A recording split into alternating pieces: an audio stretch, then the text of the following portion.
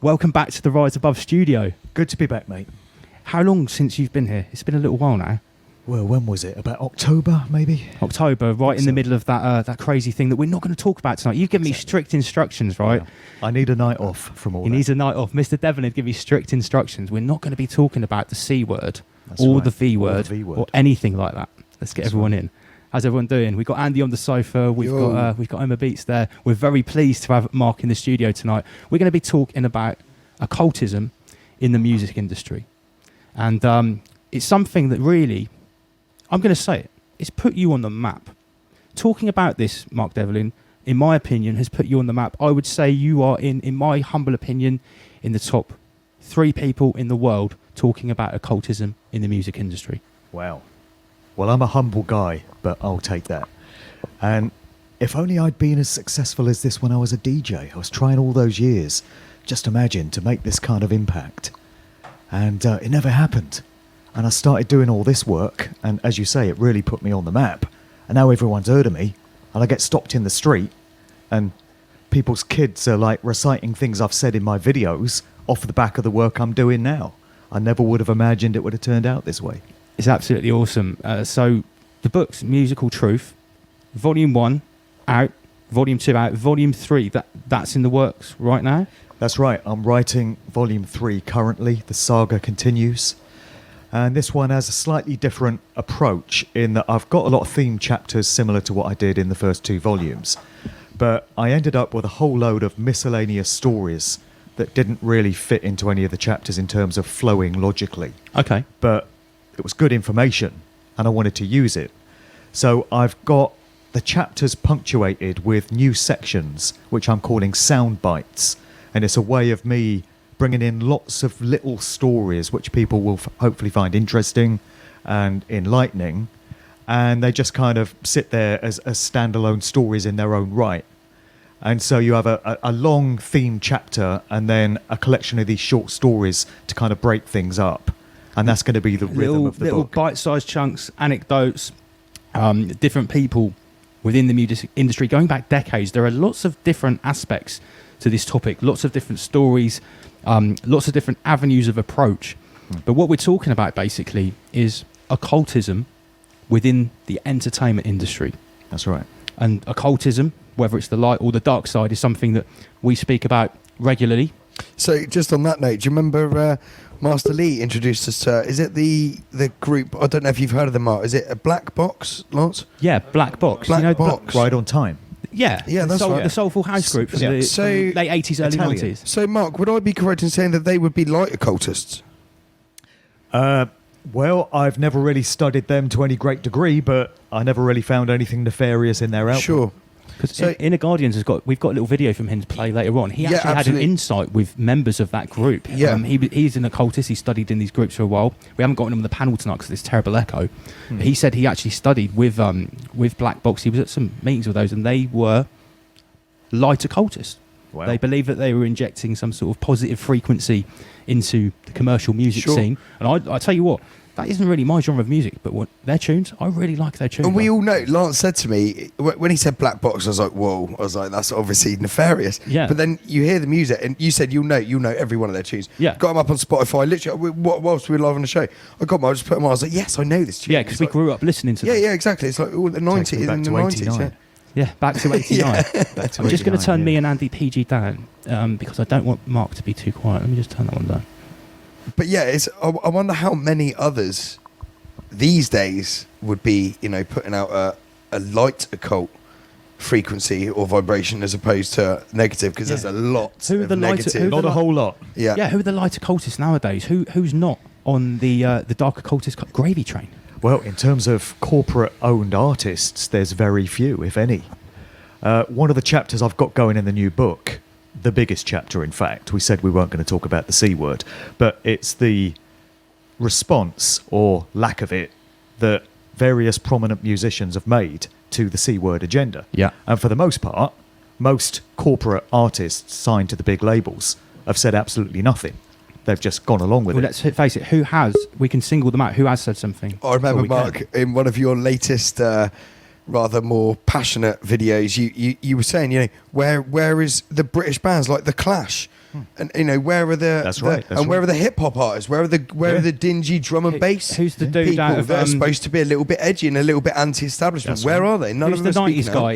out. Ian Brown. Ian Brown. Stone Roses. Stone Roses. Yeah, he's had a whole lot to say. He is there's a champion. He's a bona fide truther. that you would not think of. But there's very that are few. speaking out. Yeah. Believe it or not, Snoop Dogg, apparently last week, of all the people, the last person you would expect to not play the corporate game, Snoop Dogg, you've seen this, haven't you? Took a vaccine. No, that was from 2012. Was that from... That video was from 2012. Well, no surprises. So he was sorry to talk about the glorious cure, the V word. He was putting out. It was about the flu. He was talking about I don't want a vaccine. I don't need a flu vaccine. Well, that's interesting. I wonder if he's changed his tune. Well, more recently than that, in 2016, he was endorsing Hillary Clinton. Yes, he was. Yes, he was. Yeah. He was all and over he was it. saying, the time has come for a woman president. I respect women. And he also said he would move to Canada if Donald Do you Trump remember, got elected. guys, 2020? Do you remember 2020, what he was stirring up with the race pot? Yeah. He was stirring up, saying, who were those twins that got dismantled off social media fairly quickly? What? The two African-American twins. The mixed race ones that are really southern and they were like he real was calling right-wing. them crackers, and he was Oh, saying, yeah. this is the cracker crew. Oh, and- that's disgusting. Yeah. Anyone basically who was pro any race and not, Check this. not in the division, he was calling the cracker. and I there was in a only few. discussion the other day. You know about Zuby? The rapper Zuby? He was on my podcast Yeah, recently. Zuby's from Bournemouth, right? I've known him before he blew up by telling the truth. I was in a comment section with a UK rapper who I would class as a race baiter. I won't mention his name. He called Zuby a fascist. He put a little red flag under Zuby's post and said For he what? said I said, is he a white supremacist as well? He goes, he cozies up to right wing racists and does their work for them. He was basically calling him an Uncle T, which, as you know, is a very derogatory thing to say to a black person who doesn't have the same views as you. And I pointed that to this guy. Or who likes Donald Trump. Yeah, if you. But I think we've all learned that the left and right wing paradigm is a complete fucking load of Well, bullshit. I thought everyone had already worked that out already, but I think. Well, we You'd all think had that's one a more. given, wouldn't Yeah, we but all had a little even bit of the best hope in us Donald Trump. might have been swayed to one side of that silly argument. Let us know how the sound is, guys. Is everyone sounding equally good? Look at this. We've got a comment. Zuby is amazing. I agree. I think Zuby is amazing. He consistently tells the I truth. haven't actually ever heard of his any of his His music. The music No. I heard was very commercial. It wasn't conscious. I would actually say it was very family friendly. His rap music. like Will Smith's kind Yeah. of like, He no was like a swearing UK and- Will Smith. Yeah. But big up Zuby. We want to get him on the show. I bet he's good to chat to, isn't he? Yeah, we had a good chat on the podcast. He holds the world record for the women's deadlifting still, doesn't he? To For this the what? day? Women's powerlifting. You Does know he? about this? No. He declared himself, because he's a very strong He guy. did it to declared prove- he himself did a it to woman, prove a and he point, broke did the he? woman's world record on deadlifts. But obviously, he just declared himself a woman. He still holds the He world said he record. identifies the women and broke the women's deadlift like very easily, and now That's still, how he still actually holds the that's record what for put it. him on the map. He did it to make a point. Yeah. Right. So, Yeah. Turning musical agendas on their head. Musical Truth 3. Yeah. Let's start delving into this. You're talking about bite-sized stories about different people in the music industry, and we've got some slides, right? And they're in no particular order, right, Mark? We're just going to use these as conversation Every starters. picture is a story. Every picture is a story. Who's this dude? That is Africa I was Bambaataa. about to say, I thought it was African Bambaataa. So he's looking like a cross between one of these Hebrew Israelite characters and a Viking. Yeah. So, just a little bit of occult symbolism going on there. Slightly. And this goes back to a story that I carried in Musical Truth Volume 2, actually, looking into the origins of the hip-hop industry. Because you're entrained to think of three characters in particular as the founding fathers of hip-hop culture. And that would be Kool Herc, Grandmaster Flash, Yeah, Flash. and Bambaataa. Yeah. And I remember when I was coming up in the game as a DJ and meeting all kinds of hip-hop heads, it would always be these three names that would be revered. The progenitors. Yeah, and Yeah. people spoke of Bambaataa in very glowing terms, even though those party records he put out in the early days weren't really hip-hop at all. They weren't rap music. They were more like party, it's like dance break kind beat. of disco music. Yeah. Think of Planet Rock. It's considered a hip-hop classic, but it's not really a rap Isn't it like record. Boogaloo, that type of music? Like Yeah, electric it's more like Boogaloo, electro-funk, Yeah. isn't it? Anyway, the thing about Bambaataa is that in 2016, two guys that have been involved in the Zulu Nation organization that he founded accused him of having sexually molested them when they were minors. Ooh. Yeah. And the amazing thing about this story is that it never really went anywhere. And it came out in the midst of all these other stories we were getting about Harvey Weinstein. I remember it. Bill I remember Cosby it coming out, yeah. Yeah. And there was the Me Too movement around at that time as well. And you would think that as a prominent progenitor of a whole music genre, he would have got thrown under the bus with all these others that were getting exposed at the time. But for some reason, the mainstream didn't touch the story, and the hip-hop press never really went anywhere with it. And the story just fizzled out, as far as I can make out. I wonder why. So a few people were on it. There's a researcher by the name of Layla Wills in Chicago. She's a newspaper journalist. And she made a documentary looking into these allegations. And in the wake of what those two guys said Bambaataa had done to them, a whole bunch of other people that have been involved in the Universal Zulu Nation came forward as well and said it was a best kept secret within the group because Bambaataa was into this type of behaviour. Are we right in thinking that what he was doing with this Zulu Nation, was it just music, or was he actually involved in this sort of movement of this, you know, the Hebrew Israelite movement? Because he's dressed like them, and I've seen these guys speak, and they are pretty far out there. And I've always thought there's sort of a bit of a cult feeling to this. It's very hierarchical, power structured in their organisations. And well, the Zulu Nation came out of the gang culture in the Bronx, New York, and it originated out of a gang called the Black Spades. And they were affiliated to the Bronx River organisation. You wouldn't be allowed to call your gang that anymore. You get taken down.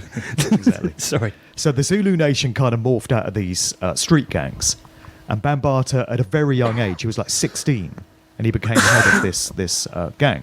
And a lot of questions remain about who this guy actually is, because for many years, if you'd looked on Wikipedia, his real name was given as Kevin Donovan. But I think it was Layla Wills did a bit of digging into his background, interviewed a whole load of people in the Bronx that grew up with him, and they told her that his real name is Lance Taylor. Oh, wow. Another Lance. Yeah, exactly. Namesake. So now when you go on Wikipedia, they've changed it, and it tells you his real name is Lance Taylor. We call that Rise Above. We call that editing the timeline. And through the lot, me and Magix talk about this a lot, don't we? I think we've caught them editing the timeline on a number of different subjects across the plethora of the global. There's a few. That was Winston Smith's job in 1984. Yeah. Editing old news. Editing old news, but now you don't have to edit old news. I've been researching a lot of private intelligence companies and private basically psyops for rent, and these private companies based all over the place. There's one in Israel called the Black Cube, which is quite an interesting name. Figure. Take the mic out of the thing, Magic. Harvey Weinstein, when he got done for his problems, he paid Black Cube a lot of money. And they discredited a lot of his witnesses, and they created stories. A lot of these he obviously didn't pay them enough, though, did he? No, obviously not. Weinstein couldn't stretch to that when bill. When there's a barrage, there's enough. So there's this crazy world of just private psyops and intelligence, and that makes it really interesting. That's right. But the thing about Bambaataa is, because he's got this hidden side to his nature, and because it was said to be a best kept secret within the genre, what he was into and stuff, and because it's kind of fizzled out and never really went anywhere, it's caused me to question all sorts of things about the origins of hip-hop culture generally, and how this guy came to be a leading light within it. Yeah, I had no idea about that. All I'd heard was the recent re-emergence of these accusations. Yeah, that was it. And it didn't get R. Kelly'd. Nothing happened about it. That's right. There was a guy called T.C. Islam who was a part of the Zulu Nation as well. T.C. Islam, yeah. And he did an interview with Layla Wills for her documentary. Right. And he spilt the beans on some of the stuff that went on in Bambaataa's organisation. Very shortly after that interview, T.C. Islam gets shot dead in the street. How long ago was that? This was probably about 3 years ago. Oh, really? So this was... Like I call this, like, this is obviously PC or BC, pre-COVID. That was like Clown World time, the 2016, 17, 18 era, when things started to go really weird and all the paedophile accusations came out. So Epstein was 2019, right? Yeah. So the lead up to Epstein. So very interesting. I had no idea that had happened. Yeah, and the Universal Zulu Nation appears to have been run along the lines of a mind control cult. So it bears all the hallmarks of a cult type organisation. Okay. So you get different members of the same family brought into the fold. Right. And they would be coerced into only associating with other people within the cult and not having any contact with outside people. Sounds like Scientology Exactly. or any of these extreme Christian or other denomination cults. I've often thought that when I've looked at the Hebrew Israelites, it seems very militant, very, very super structured. Mate, that's a wicked insight. Let's have a look at what we've got next here. Let's put Afro Bambata away. Oh, great. Two of our favourite This is really random. Holy We're going all over Coven the witches. place. Exactly. Well, the reason I put this story in is because a lot of my research has involved delving into the bloodline families of prominent musicians and celebrities. And when you do that, you discover that none of these people are in the public eye off the back of their talent. They didn't get there through random chance or good luck. They got there because of the families that they come from and who their ancestors were. Bloodline agents. Can I just ask you a question there, Mark? So, in respect to the actual bloodlines themselves, are these bloodlines which have always been in the entertainment industry, or just elite bloodlines which so happen need one of their own to be in a position at a certain time, and so they get placed there, regardless of if they're skilled or whatever? I'm aware that you interviewed Beyonce before she was Beyonce, and she was 1998 in Destiny's Child. Boom, That's right. Look at that. Yeah. You were sat next to her and interviewed her in. Right. That would never happen again. No, absolutely. I mean, that was, it's a pretty big thing to. I mean, that was arguably before she was corrupted. It was. She was a very innocent, sweet girl then. They Sure. all were. That's before the industry. How old were you then, Mark? How old was I? I was late 20s. Yeah. Great time for you, obviously. Well, the whole 90s was a great time for me, mate. Sure. The 90s were cool. The whole of the 90s, I just had a ball. Yeah. Contrast that with life in 2021. It's not quite the same. No. Who would have thought? Anyway, we're not talking about that. But back to the bloodline. So these. Yeah. So what you said there is correct in that you have aristocratic bloodlines running throughout history, But not and specifically tailored to the entertainment industry. Exactly. Yeah, So okay. you have different generations of the same family, and they're put to use in prominent positions Sure. that influence They use society bastards, or influence don't they? culture. It's like Game of Thrones. You slide a bastard in with a different name to do your bidding, Right. rather than someone that holds your family name. You know. I'm sure you know about the whole Chester Podesta family tree. Oh, And when that you was put a great Podesta dig. next to Lawrence Amazing, Rockefeller, yeah. exactly the same. So we could be at a stage where Podesta is a bastard implant of a Rockefeller bloodline, an offshoot. Right, put him there. He's raped someone and created a bastard. Oh well, that's Chester Podesta, and some of these people might not be completely in a state of gnosis about the bloodline that they come from. And I don't think they are. I think we see I don't think rebellion they are. sometimes, like, with what happened to Chester Podesta. Apparently, he was linked in with those other people that were making the documentary exposing the child trafficking. They were all doorknob sacrifices. They all hung themselves Like, very for shadily. me, where it gets really quite kind of twisted is where they're using their children to put saying they're allocating, what you're doing this, you're doing this, you're doing this, and it's like, if they go against that, they know they're not going to go against that, because a lot of them have been subjected to this trauma-based. Yeah, well, mind control in the first that's what they do. These roles are set aside for these new generations of important bloodlines, and it's decided you're going to be a famous actor, you're going to be a famous musician, it's you're going to be a it's politician, twisted. and so they get trained up. They go to these academies and these foundations. They get the best possible training.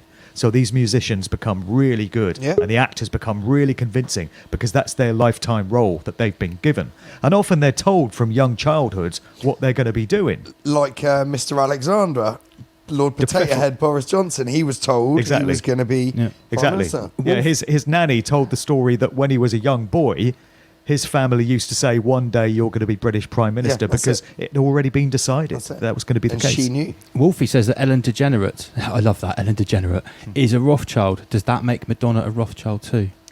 Well, I've never come across any proof that they're Rothschilds, but they're certainly related when it comes to family bloodlines. So Madonna is a cousin of Ellen DeGenerate.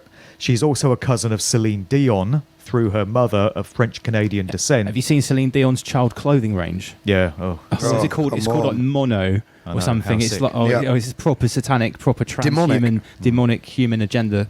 Oh God. She's also cousins with Lady Gaga. What? And we've got another slide here. Hold on a minute. Which I sent you earlier today. I think which takes the bloodline even further. Let me just make sure before I ruin it for everyone else. Is that the next slide? Yeah, you know it is. You know I put them in the right order, Mark. Come on. Well, there's another one after that. Oh, is there another one with another family tree? Okay, so we're ready for stage 2 of this family tree. So we've got exactly. The high priestess. So these two are cousins. First cousins, second cousins. It's often several times removed. You often find they're 10th, 12th cousins, but either way, they all emanate from the same ancestors if you trace the family tree back. It's sort far of the enough. same connection you could look between the Saxe-Coburg, Gotha and like the Bush bloodlines, because it says here distant cousins via Canadian roots. Yep. And then stage 2. So yeah, Madonna's also a cousin of Lady Gaga, and we get these bullshit stories given to us. So I guarantee Billie Eilish is related to these two as well. Oh, probably.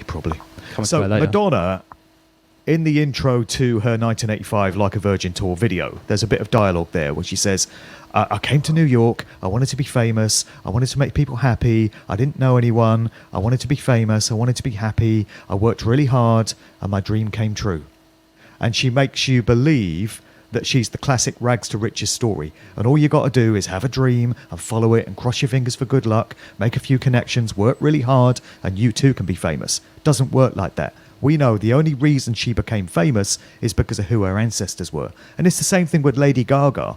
We were told that she struggled for years and she was poor for ages because she just so wanted to be famous, and she kept working really hard and eventually she broke through. No, it was always on the cards that she was going to be famous as well. I always saw Gaga as the replacement of Madonna as she was sort of retiring, because for anyone that's a new generation of fans. For a new generation of fans. I've got a real problem with Lady Gaga, with the Marina Abramovic connection. She has been fully indoctrinated from a young age from these psychopaths.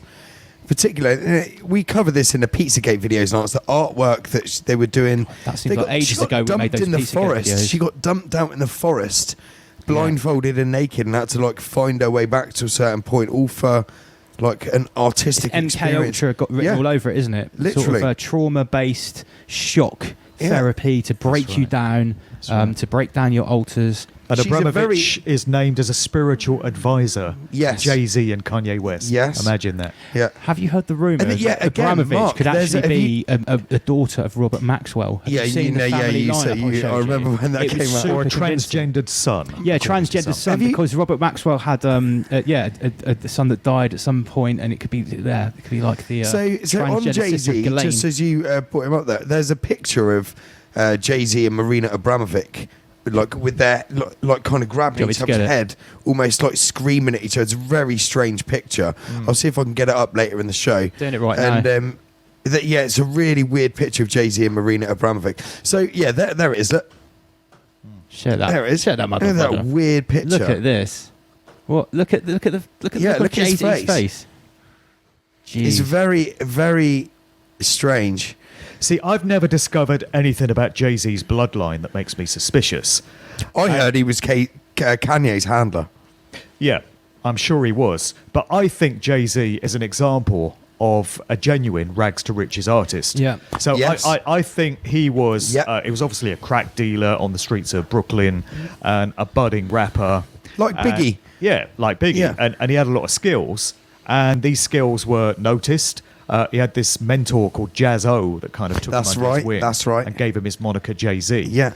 And I think there would have been spotters from the music industry that were keeping an eye out for fresh new talent. Yeah, of course. They saw that the young Jay-Z had talent and skills, and they thought this guy could be an asset to us. Well, So he was invited into the fold. I mean, the thing is about these celebrities, Hollywood. It doesn't matter if it's Hollywood or the music industry. If you look just on their social media, you look at how many followers Jay-Z's got, and then you look at how many followers Donald Trump or Joe Biden's got, or any politician. It's way more. They've got way more of a reach than the politicians or people that follow the royal family or anything like that. That's why these celebrities have to be controlled, because they've got such a reach. That's right. Well, they're sort of the new aristocracy. I'm sorry to butt in with your kind of slides here. Just on that note, because it's a good time to ask, I wanted to ask you, Mark, what your thoughts on Eminem are, and if he was the story what we're fed about Eminem, trailer park trash, brought up rags to riches. Do you think that is his story, or was he? Well, I think it probably was, because again, I've not discovered any nefarious bloodline links with Marshall Mathers. And I think the story that we got in the movie 8 Mile is probably reasonably accurate.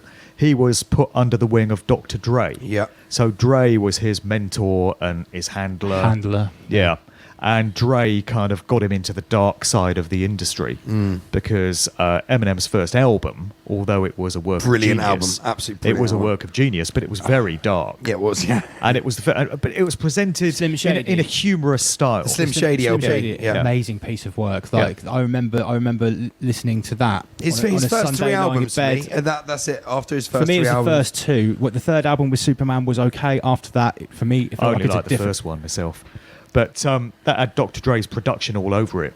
Yeah. And it was the first time that people in the mainstream had heard an artist that was getting played on the radio talking about murder, mutilation, Yeah. and mayhem, and Killing his rape and teachers, killing his baby mother. Setting fire to a prostitute in a trailer park. Yeah. taking Yeah. What is Vicodin. it? There's a skit. With he says Eminem got kind of pulled into the music producer's studio or the record label owner and said, "Want to know why Dre's record is so big? He's rapping about big screens, blunts, and 40s and bitches. You're rapping about homosexuals and Vicodin." Yeah. And it was really funny. I still never seen a Vicodin tablet. I don't even know what that is. No, It's a type of it's just a Vicodin. sedative, and it's kind of like a Vicodin. Valium kind of thing. But it was really. He was like, it was a very new concept, because who else did you have at the time? You had Puff Daddy, which Yeah. was all the. Don't get me wrong, I love Puff Daddy and all of his tunes, but that was very much about I the heard that big Biggie had limos, just gone. suits, and you what? Biggie had just gone. by Yeah, that Biggie had point. just gone, but they were still kind of promoting the suits, limos, lifestyle of cash everywhere. I heard you that know. Puff Daddy was a predatory rapist. Wow. Of men. Oh, Of yeah. men. Yeah. Nice. You've heard that, Well, Professor Griff tells a story about Puff Daddy's induction into the industry. right? And it was one of these initiation rituals, Uh-oh. apparently of the type that is used at Skull and Bones at Yale University, Yeah. involving I've heard the this. initiate lying naked in a coffin, And surrounded by his peers, as he pleasures himself and recounts his sexual history. So yeah, I've heard this. Isn't there a particular? I bet everyone wishes they could go to one of these Ivy League Yeah, universities. but there's a particular secret society only for African American men. The Boule. The Boule, Yeah. the Boule. That's it. And when And we were talking Jay-Z about- is, of course, he would be said to be Boule, part of that. as Kanye would. Yeah. So And Dre as well. Dre, Will Smith, Yeah, Puffy. Puffy, Chris Rock, all of these sort of top level African American. Oh, I've never heard of this. It's The basically Boule is like a Freemason for blacks. Yeah. It's sort of like the Grand Lodge of the Orient. It's not a regular Freemason. It's a particular sect, and I think it's more to do with sort of Are like they building with blocks or are they building with light? they're mostly people in the entertainment industry Yeah, and so high they're level building with blocks. sportsmen. They're building with blocks, but they're what's the word? It's like alpha. The sororities and the houses, it goes off the Greek secret societies rather than the Scottish or the Yorkshire rite of Freemasonry as we understand it, right? Am I right or not? Yeah. Yeah. sounds The about Boule. right. The Boule. The Boule. And you've also got the Nation of Islam Right. and the Nations of Gods and Earths, the 5% Nation. Yeah, I've heard about that, the 5%ers. And that's very much tied into Bambata as well, going back to the Universal Zulu Nation. There are links there with the 5%ers, which was a spin-off of the Nation of Islam. And these are also organisations that That's like the Louis African Americans Farrakhan. Farrakhan, yeah. Who And it was crazily- Malcolm X's organisation in the days of Elijah Muhammad, who was head of Nation of Islam at that time. What are your And thoughts on Muhammad Louis Ali Farrakhan? joined that organisation as well. Yeah, what are your thoughts on Farrakhan? Farrakhan speaks a lot of truth. He does, doesn't he? He does. He's a bit like Alex Jones. Like a lot of he says is actually true. Yeah. He has his own particular taint on it, which I think might be there or allowed to be there for a reason. That's what I think yeah. about Farrakhan. Yeah, I don't entirely trust him. No. But having Controlled said that, opposition. yeah. Having said that, he's someone that has a great deal of understanding of how the world works and who's really running things. Yeah, he definitely knows who's in charge of Israel. He's got a very Yeah. good way of conceptualizing that. I think he's known as the number one anti-Semite in the world. David Icke's like number 2 or 3. Used to be Professor Griff as well. Really? Well, Professor Griff got tainted with the anti-Semite, That whole anti-Semite Anti- label is anti-termite. just anti-Arabic. ridiculous. Well, yeah, but It's just well, got Alan Dershowitz all over it. Oh, It's it's- all he cries. it's so silly. Yeah. It's just so silly. It's just such a misuse of the word. Because if 100% completely the incorrect most use of the word. anti-Semitic state on earth is Israel, because it by default it persecutes People of the Semites every Semitic day. Jewish religion have nothing but peaceful. True, yeah. Palestinians are Semites. Yeah, of course, but they're nothing but peaceful. The true. It just means you speak Arabic, as far as I know. You have a Semitic tongue. It's nothing to do with being Whoish. That's right. Right, back to the slides. Before we get taken down for talking Yeah. about those forbidden subjects. Yeah. It's Rise So Above, can you, everyone. sorry. Yeah, no, I was just saying, it's Rise Above, it's Friday night. We've got an amazing special guest in this week. It's Mr. Mark Devlin, and we're talking about the occult music industry. So far, Africa Bambaataa, Madonna. Can you find the other slide with the family tree on? 'Cause it's amazing. Okay, I will keep going. Keep going. Family tree. No. No. Oh, well, Oh, okay. wait a minute. I'll find it. We'll just go back to the studio. There's a family tree. I'll just go back to Facebook and I'll find your slide. Don't worry. Okay. So go on. Yeah, this extended family tree, it takes the Madonna links even further. And this was actually published in the Daily Mail several years ago. So it must be true, right? It probably is. 'cause What's it's the thing had called genealogists. Burke's Lineage, Yeah, where yeah. they show how all of the presidents are all related. That's right. So yeah, just carry on, and I'm just gonna Yeah, find so something. professional genealogists have evidently done some delving into these bloodlines. And you find that Madonna, one way or another, through cousins several times removed, connects into the Bushes, who in turn are connected to Obama. Right. Sotoro, whatever his name is. Barry Soetoro, Barry Sotoro and Big Mike. Big Mike. Big yeah, we Mickey. love Big Mike and Barry Soetoro in the There show. we go. That's There we the go. one we're looking for. Yeah, this one's crazy. So So it's got Diana- George, is that I'm just going Diana? to pull that over. George Bush in the centre there. Wow. And Mark one way Devlin. or another, I Look mean, at this. George Bush is related to John Kerry. I think we all knew that. But according to these genealogists, they're related to Hugh Hefner. There's connections into Princess Diana, Whoa. who's connected to Yeah, that's Madonna big. and Celine Dion. Then there's Camilla Parker Bowles. You go back in time to Marilyn Monroe. Bush is related to Dick Cheney, his own vice president. Bush is also descended from Abraham Lincoln, I'm just looking at some of the other ones. who is connected to Tom Hanks. Tom Hanks, Pocahontas. Pocahontas. The 8th great granddaughter married her granddaughter. Pocahontas is connected to George Bush. I didn't even know Pocahontas was a real person. Neither did I. I thought it was just a fairy tale. Wow, Bloody Pocahontas- cartoon. I thought it was what's her name? Susan Warren. I thought that was Pocahontas. And then look, Vlad the Impaler. Bloody Count Dracula. To Lord Sausage Fingers. Yeah, we did. Lord Sausage Lord Fingers. Sausage Prince Fingers. Charles is very proud of his He is. He Dradvacal loves Transylvanian lineage. I often point this out to people, and they call me a stupid conspiracy theorist, Mark. But as we know, that term is pretty much meaningless nowadays. It's actually sort of a term of endearment. Well, we're COVID deniers now, aren't we? Well, those people are just reality deniers. Anyway, you said the C word. I know, but Put a pound in it's the 20 swear box, it- please. guys, it's it- it's gonna- 2021, it's gonna mate. How happen. can you have a conversation without it? Mark Devlin, put a pound in the swear box. You said the C word. I cannot believe they've got Vlad the Impaler on this family tree and Lord Sausage Fingers isn't here, because he's very proud of being Transylvanian. And you know, the amazing thing is newspapers report this kind of thing. So we saw they Yeah. reported Madonna is cousins with Lady Gaga and is a cousin of Ellen DeGeneres.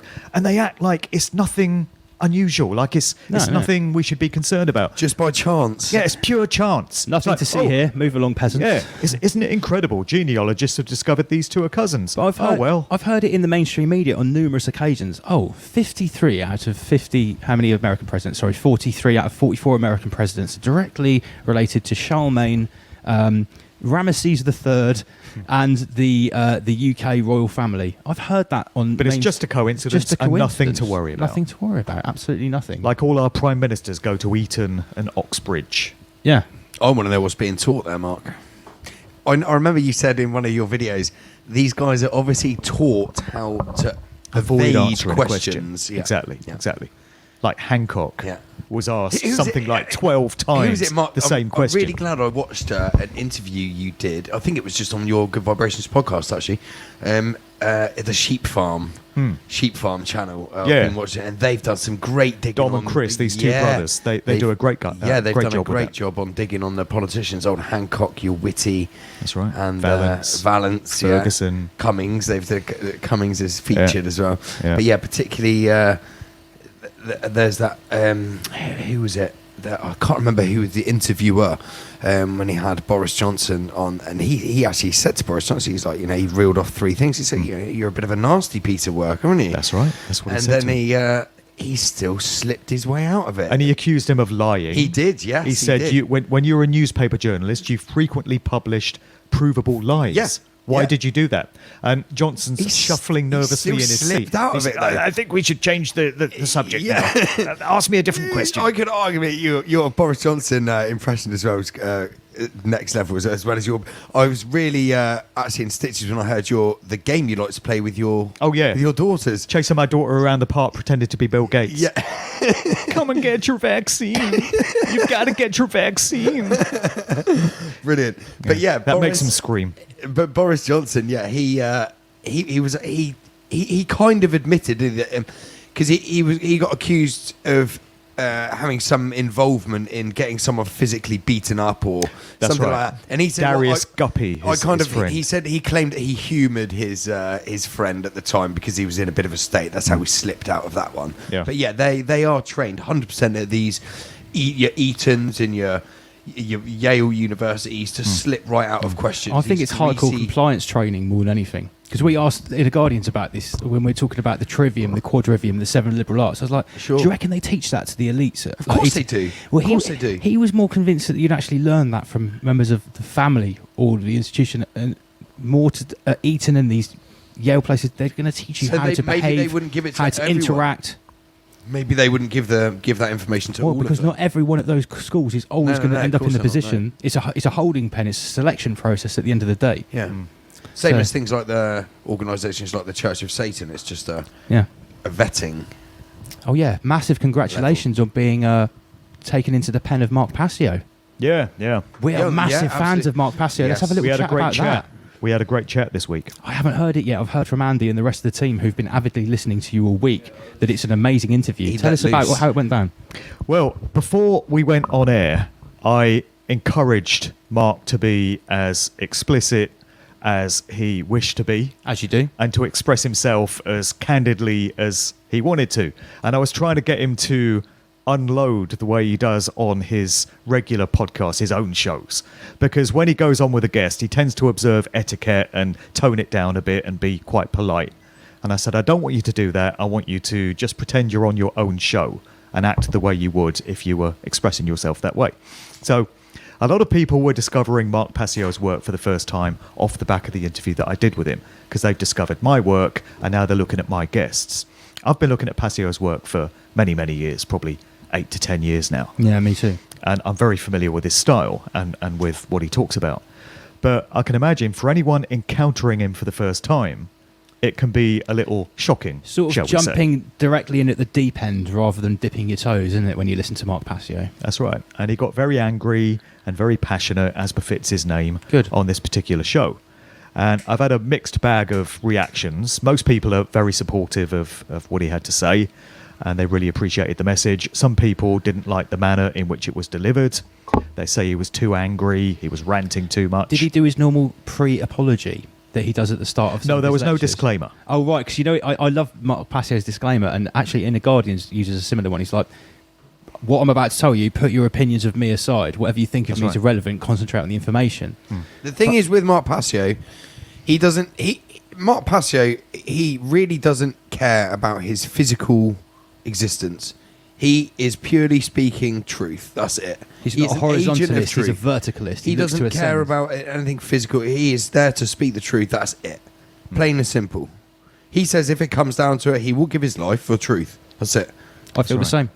And I feel like Mark Passio, with his rage, he literally rages at people because he's been explaining to people about natural law. Anger's a great tool. And the way to free your mind from slavery. And when you watch the world unfold, like he has, warning people and putting I'll all tell the you work why he's he so has. pissed.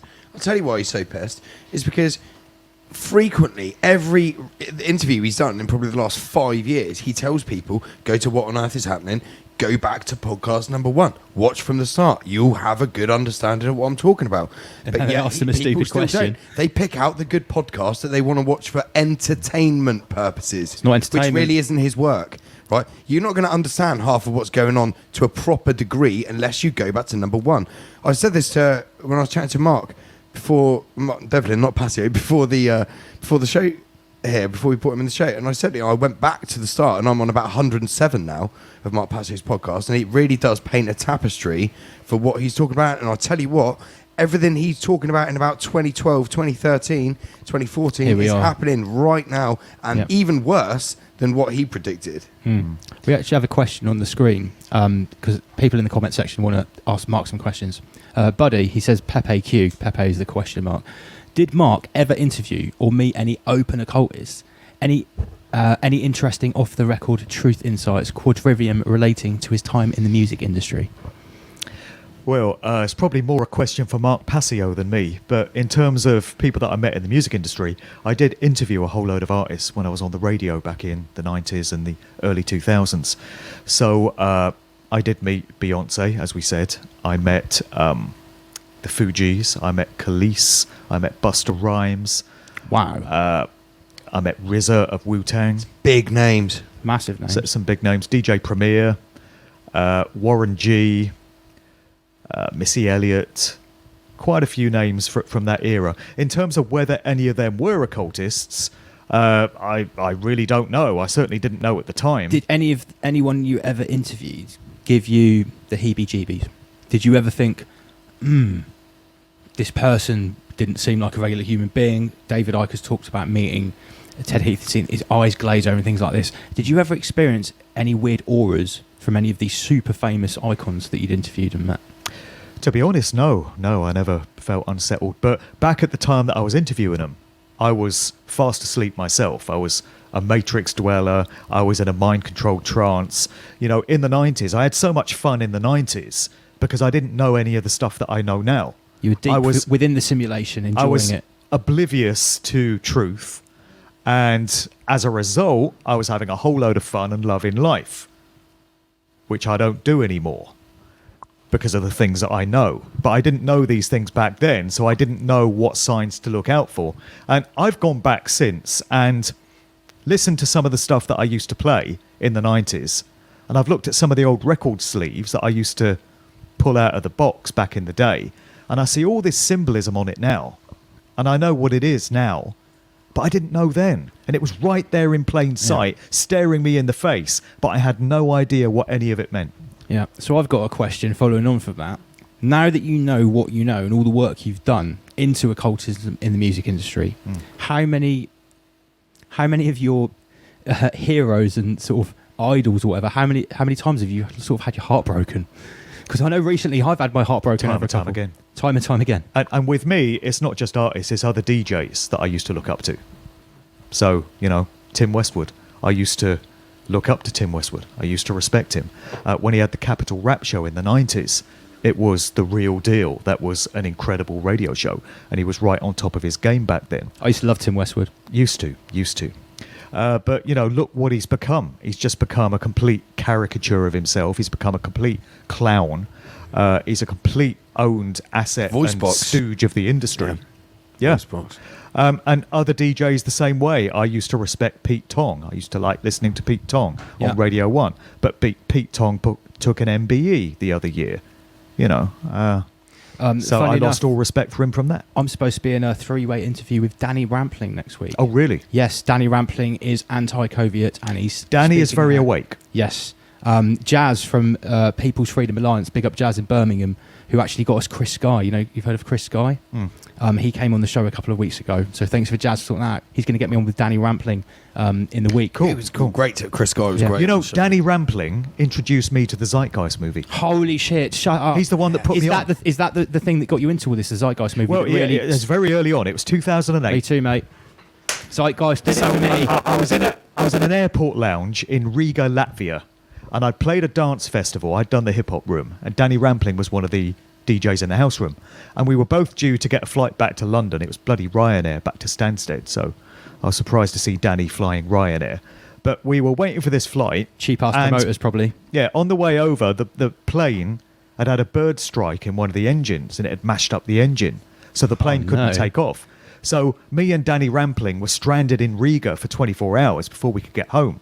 So we got chatting, and he gave me his hotel room for the night that he'd had booked, and he went and booked himself a new room, which is very kind of him. What a legend. Yeah, and he started talking to me about Zeitgeist. Uh-oh. He said, have you seen this movie? I said, no, what is it? And he said, oh, you should check out Zeitgeist. So I did when I got home, and blew my mind, you know. Yeah. And Danny Rampling put me onto that. Who would have thought? Yeah, well, when I put onto Zeitgeist, I went round to a friend of Oma Beats, Johnny, who I don't really see that much anymore, went round, and someone's like, have you ever heard of Zeitgeist? I was like, no. They put it on, and I watched it there and then. It's like 3 hours long. And it was very shortly after 9/11, I watched that. And so many people, that was their switch to never going back to Normie land. Well, you're going to tell me off for saying Normie, aren't you? We can't. We've got to stop saying that word. He doesn't like Normie. What do we call them? You just can't. There's that. You can't say them. We banned sheep. They're our brothers we and found sisters. sheep was They're too. the same as us. They're just not. It's different consciousness level. We can't separate. We can't use the words. But what about separate. actual NPCs that don't have a soul? Because that's a completely different. They're not normies. They are just bots. Different ball game. Because our other team member is not here. He's convinced that NPCs are actually a real thing. There are people that are walking around that are, you know the term non-player character. Yeah, background characters. Yeah, background characters. Yeah. Right. So actually, fillers. Lovely little rabbit hole tangent we got into there, guys. That's what Rise Above is all about. How's everyone feeling? We've got almost 190 people tuned in. Is that a record? What's our record? No, after you got arrested, we had over 250. That 1 week after I got arrested by the Soviet Union. Right, back to these. Can't speak at a protest, guys. No, you can't tell the truth. It's illegal. £10,000 fine. Speaking of which, I'd like to take this opportunity to say big up to anyone who's attending the protest tomorrow. Yeah. It's going to be a big day. It's going to be a big day. I tell you what, let's have a little chat about that. Berlin style, hopefully. Yeah.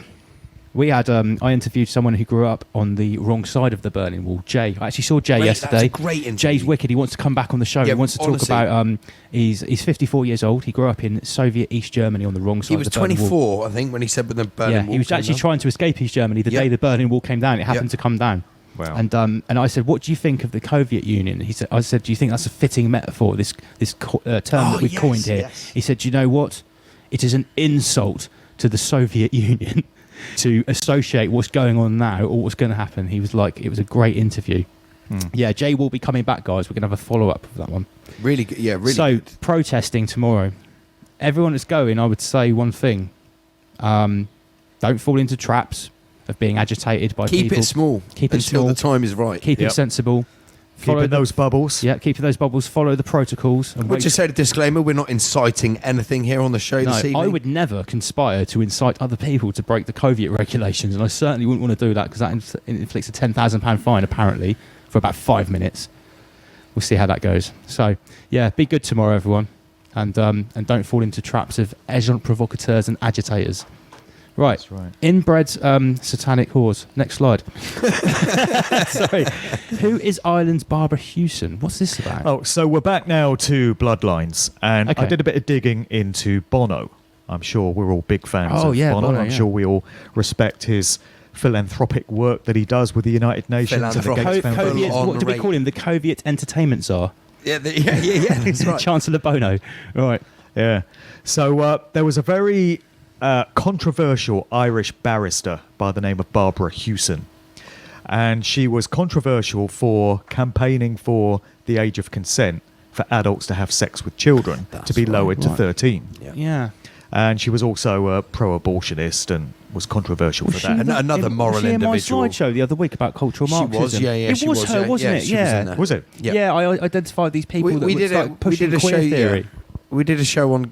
Well, PSYOPs. Yeah, it was PSYOPs, yeah. And there I was, did, we had the cultural BLM in Marxist there, PSYOP. and she was featured in there, yeah. Well, she sure. died in January, actually. She died of an illness, aged 50-something in January. But anyway, Barbara Hewson turns out to be a cousin of Paul Hewson, Paul David Hewson, which is the real name of Bono. So it's a good example of one branch of that family being put in as a barrister. Sure. And then another branch of that family being put in the as a prominent entertainment- musician. yeah. Although in his case, I think he was made famous as a musician so that later in his career he could step into his real work. Sure. And it's the Yeah. same thing with Bob Geldof. Gain the So publicity. Bob Geldof was always earmarked to head up the Live Aid and Band Aid projects. He was always going to be that kind of operative for the agenda. But he had to become famous first. So people had to know who he was. So he was put into the Boomtown Rats. He was a bloody awful singer. But he had to become famous as the singer with that band, so that when the time came for Band Aid, everyone knew who he was. Yeah, sure. And the same thing with Bono. So Bono's now best mates with Bill Gates and Bill Clinton he and is, the Pope cozied and up to them, Obama yeah. and Bush and all these people, hanging out with all of them. Because that's his real work, pushing agendas, social engineering, changing society, representing All by design. big pharma, big agriculture, big Yeah. all Yeah. these big businesses. They're all hitmen to varying different degrees. Like people say, like, "Oh, why'd you go after George Soros and Bill Gates?" Because they're hitmen. One of them is a biological hitman. The other man is a cultural revolutionary hitman. And these lesser agents, like Bono, I would say he is. He's a bag man, isn't he? Yeah, he's I've not a been watching, capo. He's a top foot soldier with an army of little celebrities below him pushing the Greta reset agenda. Go on. I've been watching a couple of your videos with about Jim Morrison. Oh, yeah. With his history. And his dad. Yeah, yeah, exactly that. Yeah. His old man. Similar sort of thing from The them Admiral. times. US the Gulf of military. Tonkin. Yeah, all of those sort of that generation, and they were one generation away from being US military intelligence, pretty much. All the ones that are pushing Yeah, like yeah. the acid, the flower power. Yep. Yeah, And we still get that now. psyop after psyop after psyop. Yep. Who's this? So this is a group called The Coup, little known hip hop act. They had this album out in June 2001 called Party Music. And you'll note that the sleeve depicts the events of 9/11 in New York, except this was 3 months before it actually happened. Wow. No. So you had that image in June Yeah.